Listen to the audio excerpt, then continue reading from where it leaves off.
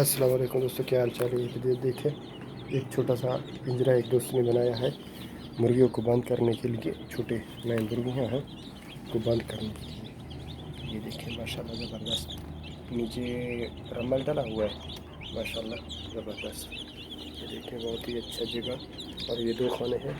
یہ دیکھیں یہ بچے کھیل بھی رہے اور زبردست ہے. کوئی نہیں، یہ دیکھو اس جگہ پہ بھی لکڑ ہے، اس سائڈ پہ بھی لکڑ، اس سائڈ پہ بھی لکڑ، اور بیچ میں تھوڑے سے چھوٹے سے لکڑ. اور یہ اس کا گیٹ ہے، بہت عارضی لگایا ہوا اچھا سے. بس دیکھیں ماشاءاللہ اور زبردست ہے. یہ دیکھیں یہ ہے لکڑ کا ہے، بہت اچھا ہے. اور نیچے بچے ہیں مرغیوں کے. یہ کوئی میں تو نہیں کہہ سکتا، چھوٹا سا نیچے مر گیا ہے، پتہ نہیں ایسے پڑا ہوا ہے چھوٹا نیچے.